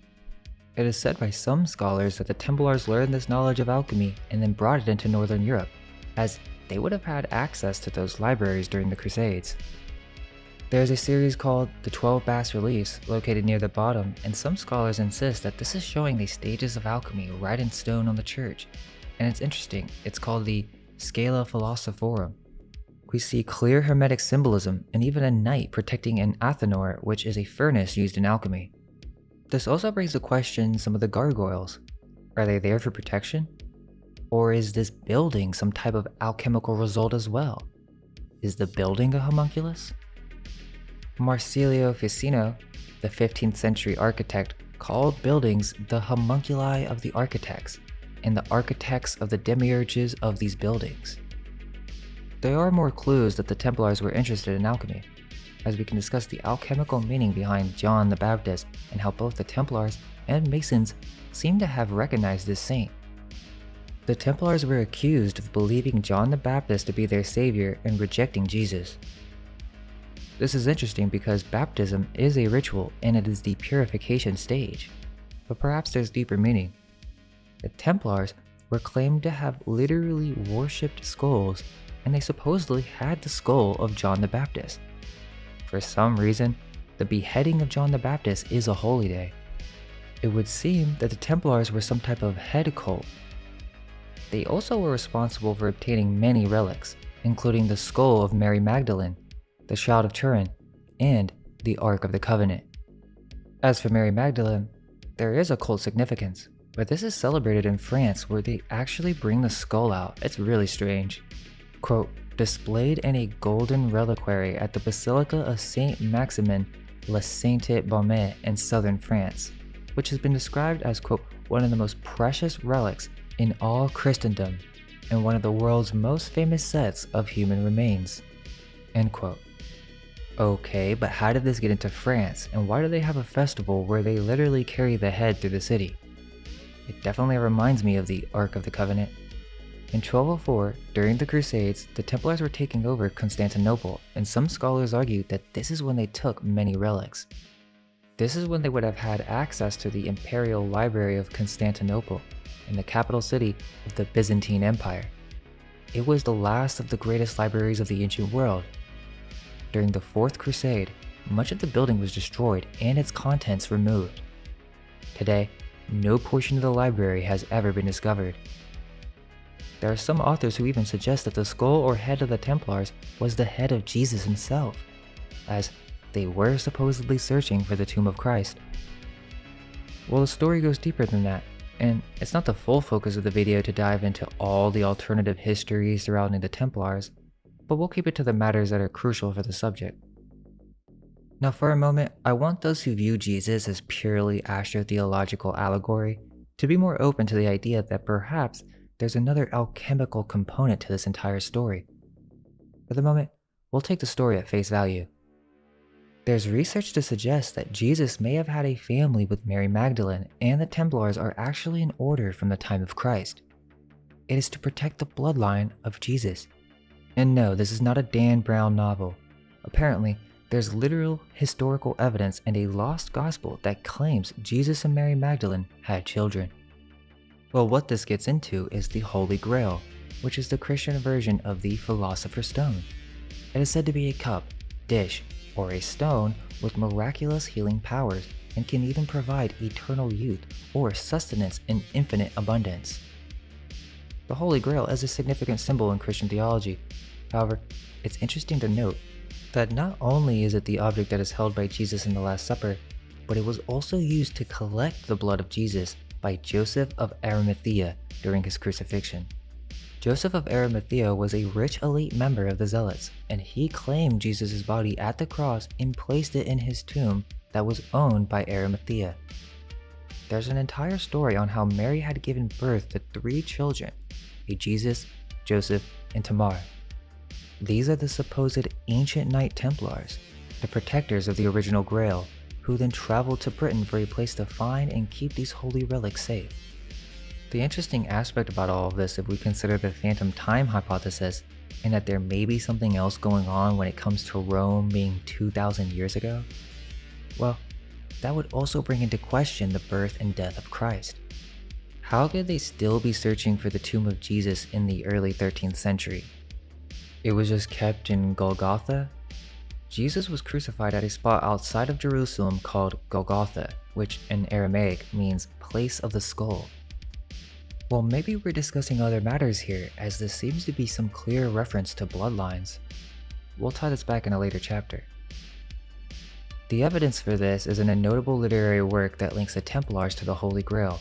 It is a German epic poem, Parzival, written by Wolfram von Eschenbach between 1200 and 1210. In this story, the protagonist, Parzival, embarks on a quest to find the Grail, which is described as a mysterious, life-giving stone. While the Templars and Gnostic sects practice Johannism, also known as Johannite heresy, which is a term used to describe the belief that John the Baptist, rather than Jesus Christ, was the true Messiah. This belief has been attributed to various Gnostic sects and other esoteric groups throughout history. The idea of skull worship and idol worship in Hebrew is also called a teraphim, which is referenced in the Bible. Is it possible that they got a hold of a skull and used it as some type of brazen head? They were speaking with artificially generated spirits or astral homunculus. Remember, talismans are also homunculus. And in this case, it would in a sense be powered by the skull. It could also be possessed by other spirits and had magical powers. Now we can briefly discuss the Merovingian dynasty, which comes from Merovius, who was the first non-Roman ruler of Gaul, or modern-day France. The legend is that Merovius can trace his ancestry back to Joseph of Arimathea, the man who buried Jesus. There's another interesting legend that states that the Merovingian bloodline was birthed from fallen angels, and in another version, it's Enki, the horned sea god that started their dynasty. This comes from the historian Priscus, who claimed that he was sired by a mysterious sea creature, which is some type of reference for this alchemical knowledge, as you remember the serpent hybrid symbolism from the Templars and the Phoenicians? One explanation of this is that during Mary Magdalene's trip on a ship to the shores of France, she gave birth to the son of Jesus. But what if it was through means that we're not aware of? This will be further examined as we explore later who was Mary Magdalene, and did she have any knowledge of alchemy? We heard nothing for around 700 years until the Merovingian prince Dagobert II was brought up in Ireland and educated in a monastery, where the skull still lies to this day. It's said to be a part of Freemason ideology.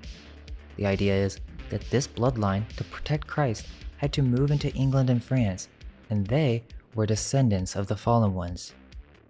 These are the ancient Templars, and were the origin of the Templars all the way to the time of Jesus. We have more to discuss on that, but for now, it's important to note that the very people who not only mated and took the bloodline from Jesus, the descendants then took leading roles in royalty. I felt it was necessary to cover a brief history of the Templars, as what we're discussing is the history that the royals believe. It doesn't matter what the historians believe, because remember, they work on evidence. What is evidence for them?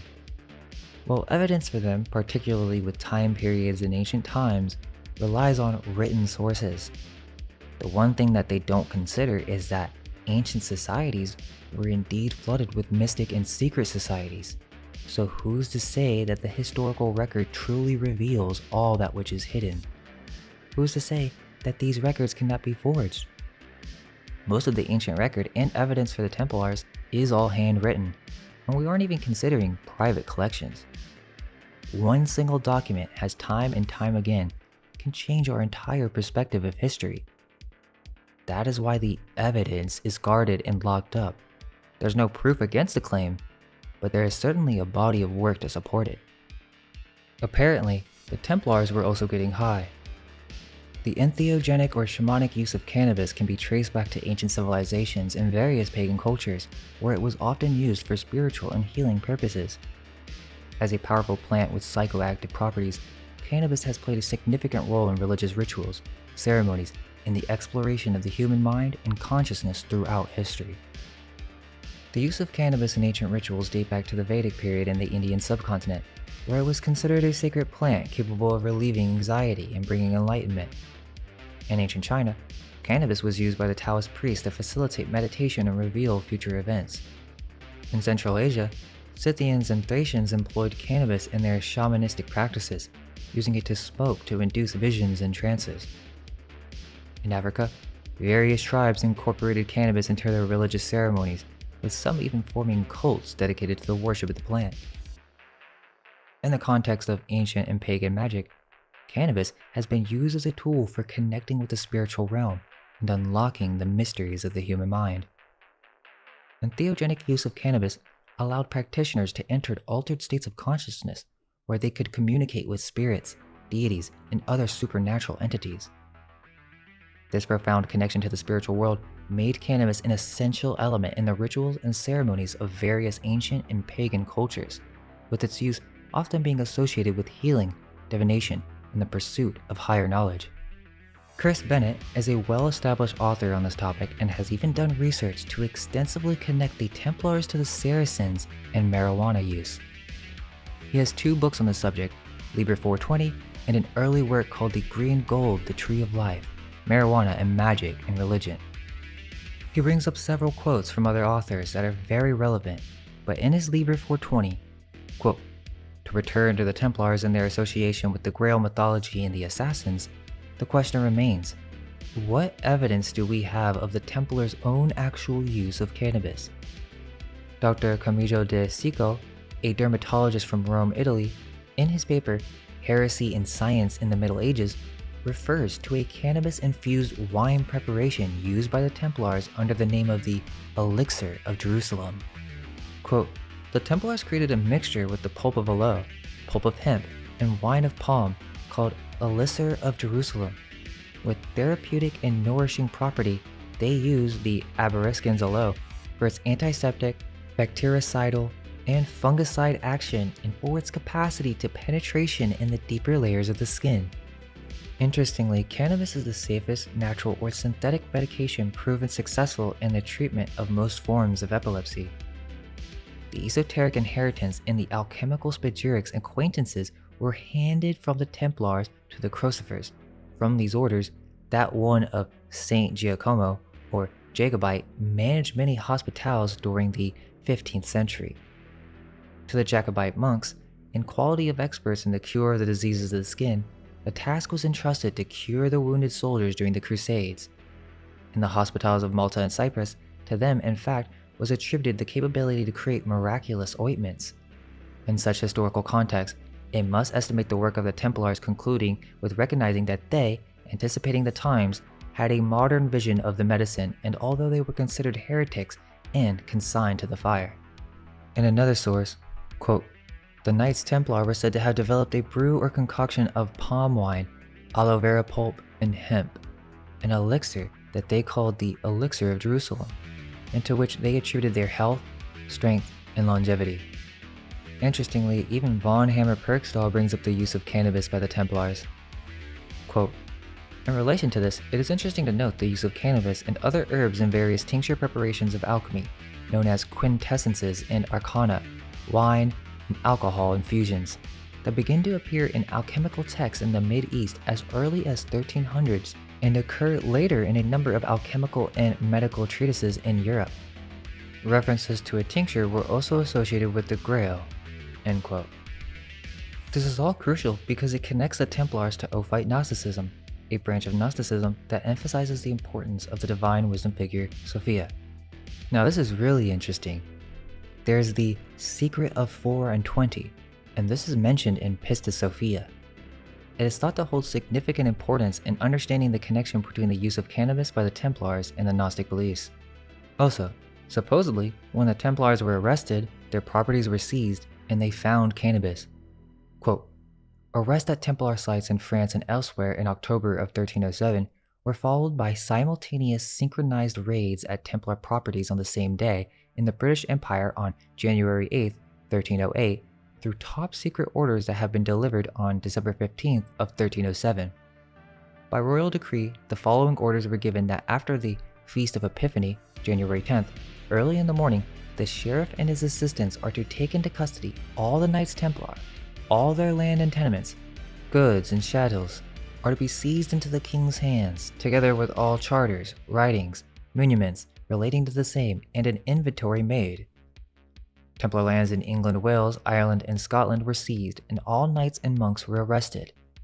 A 1308 inventory of seized items from a Templar site in Britain included 3 stones of hemp canopy on a list that included everything from tunics to crossbows to cups and plates, but no food items or wines. Lord, 2002. According to Bennett, the stone or stone weight is an English and imperial unit of mass, now equal to 14 pounds, so about 42 pounds of cannabis was taken. There even seems to be evidence to suggest that the Templars were doing dealings with the Saracens and actually getting paid in weed. There's a work published by Manchester University where the scholars Malcolm Baer and Keith Bate translated original documents of the Templars. From their book, The Templars, quote, 40 years before their arrest, at the peak of their prosperity and influence, in a declaration of the colonization by Moorish settlers at Villastar, 1267, both Christian and Saracen, Arab Muslim, settlers are given control of an area of land in Spain, with part of the deal being that payment to the Templars include 1/4 of all corn, wine, hemp, flax, gardens and vegetables, and all other fruits, both ripe and good, that you gather from them in perpetuity, along with the first fruits of everything you gather from said properties. End quote. So they were farming some type of special fruit. So is 420 really just a reference to Bob Marley? Or is there something much more ancient with its numerical association with cannabis? What is the significance of 4 and 20? In Pistis Sophia, the first mystery is described as being the 4 and 20th mystery. Pistis Sophia, chapter 1, page 1. This number, 24, or 4 and 20, is mentioned multiple times throughout the text, indicating that it's obviously very important to the Gnostic belief system. For example, Jesus speaks of the first mystery surrounding the first commandment, the 5 impressions, the great light, the 5 helpers, and the whole treasury of light. This suggests that the secret of 4 and 20 is deeply intertwined with the core concepts of Gnosticism, such as the emanations of the divine and the nature of the universe. The connection between the Templars' use of cannabis and Gnosticism can further be explored by examining the potential symbolic significance of the number 24 in relation to cannabis.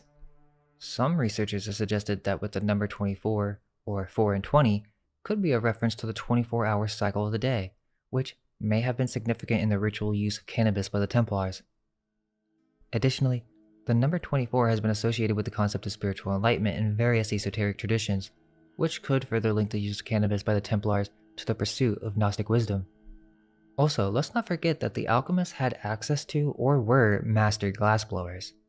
Many early alembics and alchemical lab equipment resemble bongs, and, in fact, in Liber 420, Bennett discusses ritual golden bongs for this ritual use. He goes over some very interesting things like Paracelsus having a secret stash, and gives several references from historical sources such as a 16th century text on the history of plants that discusses the widespread use of cannabis.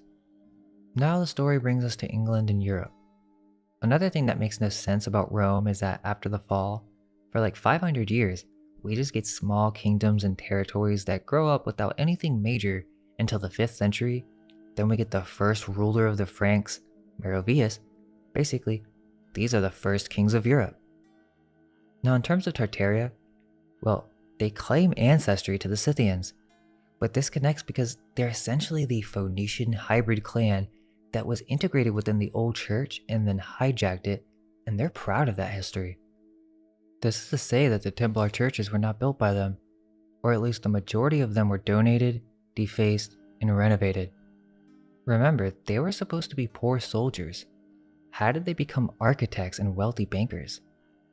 Another thing to consider is that some of these symbols on these ancient buildings were stolen from the original owners and used in the creation of the new church. This is the new Rome, or the Rome of history, which is not from 2,000 years ago, but more likely 500 years ago in the medieval ages. We'll see the evidence for this as we proceed, but essentially, this bloodline, the one of Jesus, which again, we're saying is not from 2,000 years ago either. Jesus very well could be from the medieval ages. That's a lot to unpack, but something to consider is what we're looking at with the first Merovingian dynasty is a time before the new Holy Roman Empire during the process of the hijack. That's why there's such a difference in architectural style. It's actually in reverse. The Gothic structures are from the time of Tartaria, which are dated to starting in the 12th century.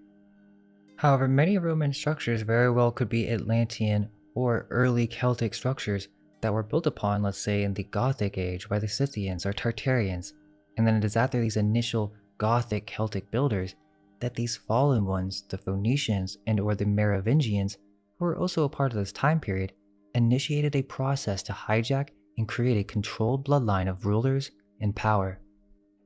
This is why we see a common source to all brotherhoods. There is no explanation on why across different languages and cultures we see the same Phrygian cap used. The Phrygian cap could have been stolen as well, as the parasites have no ability to think creatively. They only possess the reptilian survival logic faculty, which eventually corrupted itself. The secret orders stole their knowledge from the ancient priest of Iessa and corrupted the allegories of spiritual enlightenment and turned them into literal and physical black magic. Yes, this is to say that just because the elites use this information for evil does not make the information evil, and if it does contain power, then that means it must be a process of a natural system of the realm we live in. They just abused that power. The ancient priesthood of the Druids were initially created to preserve divine knowledge, but of course, the story we're told of civilization is the history of occult brotherhoods after this corruption, starting all the way to the priest of Enki, the Sumerians, and Mesopotamian cultures, meaning these brotherhoods are not as ancient as we've been told. Our history is really their history after the hijack. Of course, the perspective of the Templars that we're told is that they were trying to protect the Holy Land. But is that truly all to the story? Did they ever desire to search for the secrets contained within the temple? Much of this ties into how and where the Roman Holy Church got her information. It would seem that there's some serious forgery at play, involving the entire story, places, and dates of the Bible, including Jesus being in Bethlehem. After the hijack, the Merovingian rulers were a part of the takeover of Rome. This is the setup of the new Palatine rulership, the first real king of all the Franks, who is said to be the first, but he's the grandson of Meravius. He was responsible for bringing all of Europe under one ruler, re-establishing military dominance on the fragmenting Roman Empire. What we're discussing is the creation of the Holy Roman Empire, and also insisting that the entire history of Rome could be considered a fabrication. If history tells us that Pompeii happened in the 1st century, yet there's some pretty convincing evidence that Pompeii happened in the 1600s, what are the implications? Another reference to use as a guide is the creation of religions, or the Abrahamic religions. We have much to say on that in relation to alchemy.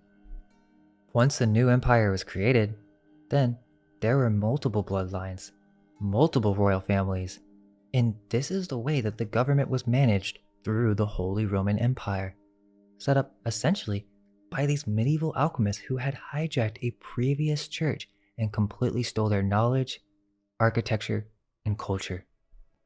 The seal is the double-headed phoenix, the rulers of both sides of divide and conquer. This is then how all of Europe got their royal occult coat of arms. It was a system of management of the Holy Roman Empire to assign different Palatine rulers that would become kings or keep management of several other kings. The Templars then magically appear in England. For some reason, King Henry II just decided to let them come live there. But not just that, he gave them free land and gave them a territory to where they supposedly built a round church. Which you'll see this a lot.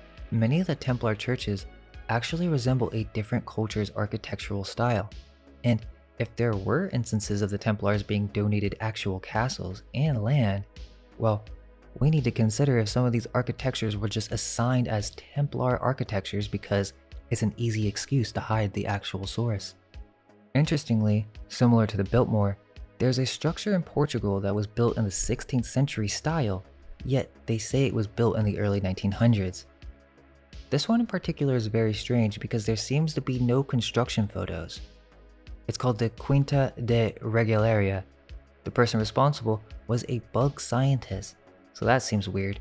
But he eventually became interested in building a Templar well. Mainstream says that this was built in order to be a garden for his little bug friends, yet he for some reason was obsessed with the occult. There are Masonic and Templar references all over the entire grounds, but one place in particular is this initiation well that features 9 steps of initiation. There's a clear distinction in the architecture, and some believe this to be the actual remains of a Templar well. And under the estate is a series of grottos and tunnels that also make it even more mysterious. The story is a major mystery because Montero wasn't even a Freemason, yet he had Masonic references on his tomb. The only connection that he has to Freemasonry is because of the architecture. So, did the Templars actually end after they burned at the stake in Paris for their confessions? Remember, we never really dived into that and explored how each Templar was questioned individually, and their answers were quite similar and had much more detail than you'd imagine. But supposedly, the story goes that the property and monetary assets were just given to a rival order, the Knights Hospitallers. But it's also thought that the King Philip and King Edward of England seized most of the Knights Templar's wealth. What the story doesn't say is that there was a coded secret document that was actually released in 1324. It's called the Carta Transmissionis, or the Charter of Transmission. It's a coded Latin manuscript by Johannes Marcus Larminius, which details how the leadership was transferred after the death of Jacques de Molay. This document isn't mentioned because it's written in a devised ancient Knights Templar codex, and it is kept in Freemason custody. In the document, Larminius states he has become too aged to continue with the rigorous requirements of the office of the Grand Master, and transfers his Grand Mastership of the Templar Order to Franciscus Theobaldus, the prior of the Templar Priory still remaining in Alexandria, Egypt. With this declarative charter, Larminius sought to protect the order for perpetuity by continuing this legitimate line of Grand Masters of the Templar Order. The charter traces the order through a dark period until its semi-private unveiling at the Convent General of the Order of Versailles in 1705 by Philip II, Duke of Orleans, elected Grand Master of the Templar Order. The Templars, when they came into England, were so rich that they acquired property within English towns, established churches for their brothers, and then they would set up new cities and markets. I don't think I need to mention the Templar influence on London, as that's well known due to tourism. If it's true that the Templars, secret societies, or even secret bloodlines had such an influence on the founding of countries and cities, how can we truly understand the history without the full context? Especially with the translation of the Bible, because now we're in the time period of the Elizabethan Age and the Tudors, and the Templars supposedly have been disbanded for over 300 years. Also, let's remember that the Rosicrucians have not been formed just yet, so it's a very interesting time. Alchemy is at its prime, as we saw earlier in the video with some of the leading scientists and minds of this period attempting to reach some philosophical goal of unlocking the Philosopher's Stone. Yet did the translators of the Bible know any of this information? And did it have any effect on the creation of the Bible in terms of what to leave in or what to leave out? In order to begin this investigation, we need to learn more about Francis Bacon, one of England's most influential scientists in history. It's not easy to find because they don't really want people to know, but many scholars mention that he must have been one of the translators, as there was no one better qualified than him to do so. Not just that, he very well could have been the secret writer behind Shakespeare. So this guy is an important figure to remember because it gets into the Bible and how he was involved with all of what we've been discussing. Let's keep in mind that Francis was born of royalty, there is no question. He was the Lord Chancellor of England. but is most famous because he was one of the most influential minds behind developing the scientific method and progressing the later stages of the scientific revolution. We're not going to dive into the whole Shakespearean authorship thesis because I'm sure most of you guys know about it. But if proven to be true, it would connect as it would show the level of secrecy and planning that goes behind creating historical pieces of literature. But we can forget that for now, as there are many other things to criticize.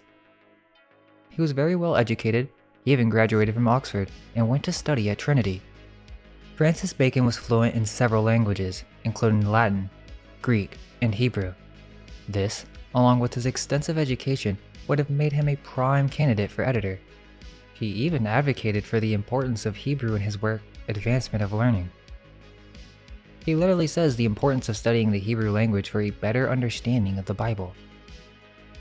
It would seem he was obviously very interested in this subject, as if he had been deeply studying it.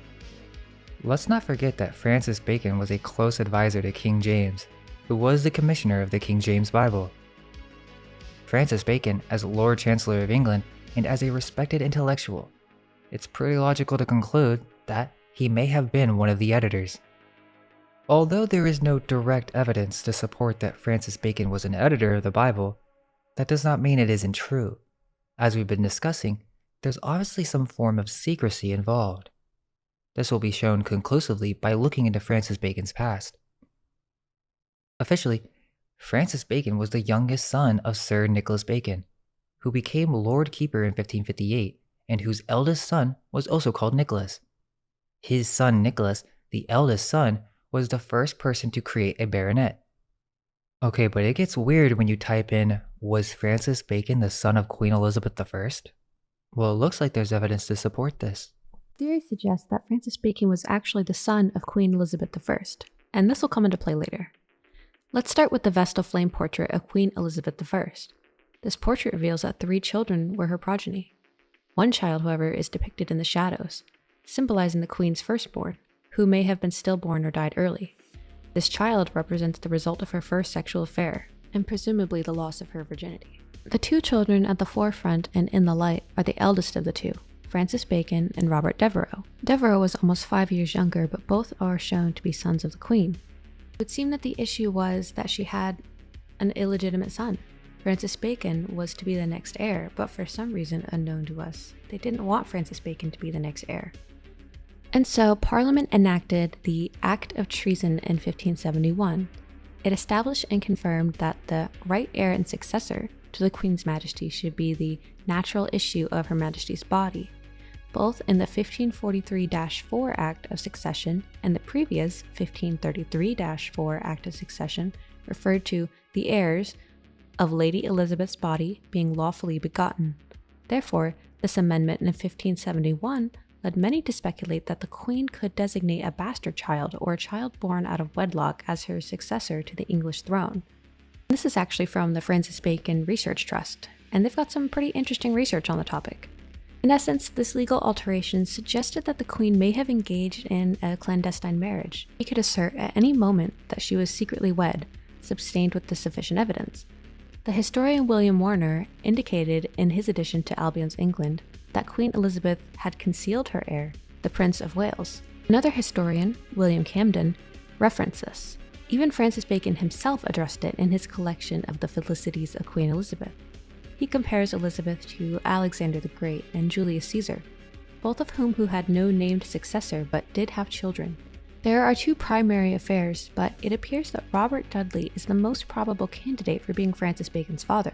Robert Dudley, 1st Earl of Leicester, was an English statesman and a favorite of Elizabeth from her accession until his death. He courted her for many years, and as he would write much later in life, "I have known her better than any man alive since she was 8 years old."